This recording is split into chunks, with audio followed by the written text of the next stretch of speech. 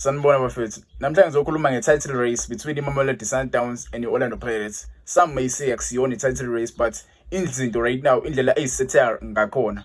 I-Mamelodi Sundowns is sitting at top of the league. Sebedlala ama-games ayi-10, bana-27 points. Orlando Pirates number 2 sebedlala ama-game ayi-9, bano-24 points. Yabo, Orlando Pirates in the game in hand. Bayodlala sasa, bayodlala against i-Richards BFC. Orlando Pirates iyodlala ngesonto, iyodlala against i-Marquis FC.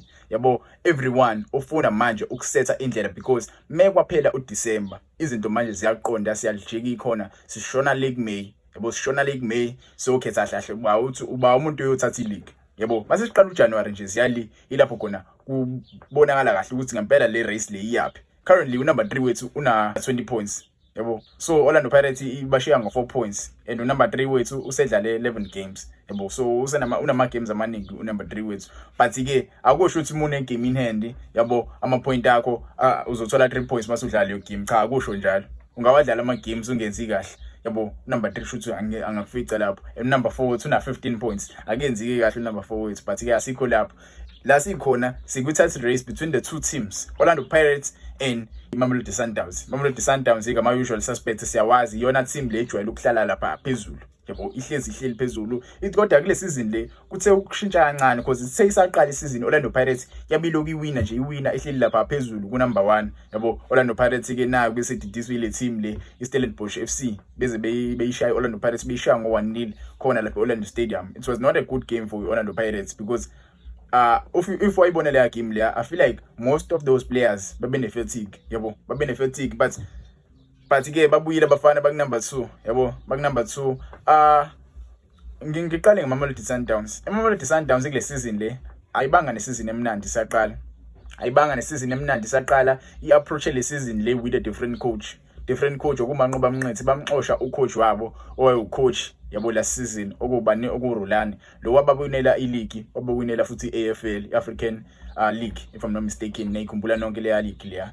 Bamxosha kuRulani ba electa bani ba electa uManqoba Mnqethi. I feel like kwaba khona ingxabano within abadlali nayo icoach yabo, because into eyidlalwa iteam egroundini akusiyona into ongayitshela ukuthi ayibo lento inga perform eMamelodi Sundowns, because sazi iMamelodi Sundowns is one of those teams ekuperformela kamnandi grounding. Yabo, ikunikeza iperformance emnandi, ekudlalela i-shoe and shine. Yabo, nyayazi yonke i-style of play se-Sundowns itiki-taka. Yabo, so singesazi ke bafethu ukuthi mhlambe kwaba khona ngempela ingxabano yini. Yabo, because i-Sundowns ayiqalanga kamnandi, bashawa kwi-calling knockout, bakhishwa Stellenbosch FC kwi-semi-final ye-MTN 8. Yabo, so i-priority ye-management ye-Sundowns ukuwina ama-competition. Yonke i-competition ye-Sundowns ikuyona kumele bayiwine. Yabo, so right now bahlalelwe yini? Basalelwe impetho ye-Premiership nale Champions League. Yabo, njengoba kwi-Champions League nje bayifuna i-Champions League. You like it or not, lo coach lo sasana iletho right now Cardoso right now wadlala i-game it was against the Raja Casablanca, wawina kuleyo game le. I think wawina 1-0 if I'm not mistaken. Badlala i-game against AmaZulu. Yeah, badlala against AmaZulu, bawina 1-0 against AmaZulu. Maybe khona enye game asekayidlala if I'm not mistaken. Ungangitshela lapha kuma comments ukuthi yipho nje enye game asekayidlala lo coach lo. Yabo, but nje lo coach lo since asafikile akakaza ashawe. Yabo, uloku ewinile nje kanje. So izinto ngempela zi-interesting right now kwi-Betway Premiership. Yabo, i-Sundowns isiyaqala manje, siyabuyela kwi-groove yawo because ba-elethe lo coach omusha. But lo coach omusha I feel like uzoba nenkinga because izinto njengoba zinje kwi-Sundowns isathanda kusola ama-injury. Inama-injury concerns. Yabo, inama-injury concerns especially at the back. At the back banabadlali abaningi abalimele. Yabo, so ngempela uzoyibuza uyiphendula kahle ukuthi kuzowenzakalani because i-Orlando Pirates this season, Orlando Pirates idlala kahle ngempela. Ithe isaqala Orlando Pirates season ibina ama-injury amaningi. Nayikhumbula nonke Orlando Pirates nama-injury list yayo yayinkulu kakhulu, but right now ngo-December most of those players sebebuyile ku-Orlando Pirates, sebeyajima neclub and yonke into imnandi right now. Benikhumbula kahle indlela yaqala ngayo Orlando Pirates last season eyingekho show top 5 ngoKhisimusi. Indlela eyadlala ngayo last season Orlando Pirates top 5 ngoKhisimusi yayingekho. Yabo, maybe I may be wrong, but angikhumbuli Orlando Pirates top 5 last season ngenxa yendlela esaqala ngakhona. Last season Orlando Pirates ayiqalanga kahle, yaba nama-injury amaningi and lonto le yasikhozela ukuthi simoshele i-season because saphuma isho kwi-Champions League. Menikhumbula kahle Orlando Pirates ashawa uJohn Galaxy ku-Champions League kuma-preliminary rounds ngiyawakhumbula nonke yabo.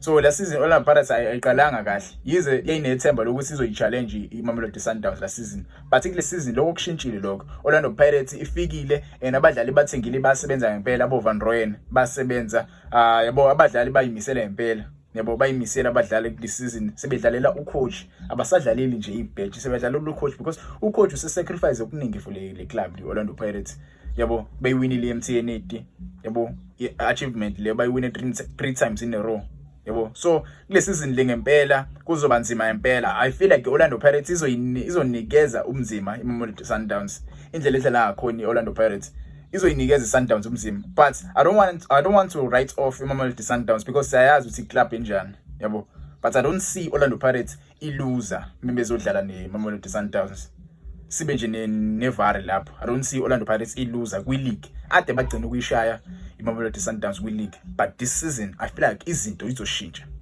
indlela iOrlando Pirates edlala ngakhona.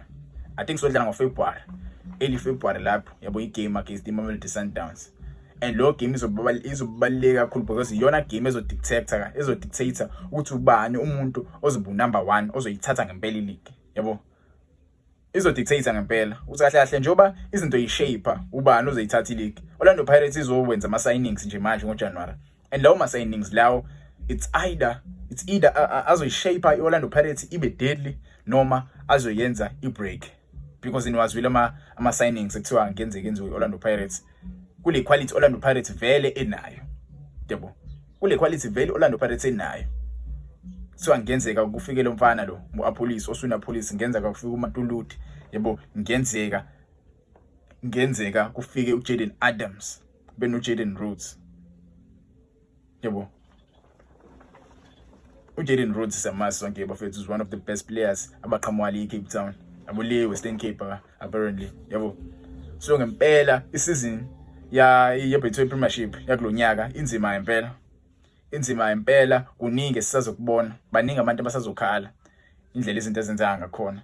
Ngokubona kwakho wena, ingabe iOrlando Pirates izoyinika umzimi iMamelodi Sundowns noma iSundowns izoqhubeka la igcine khona la season, because la season ngiyakhumbula nonke iSundowns yenze njani yabo, ngiyakhumbula nonke into eyayenza iSundowns la season.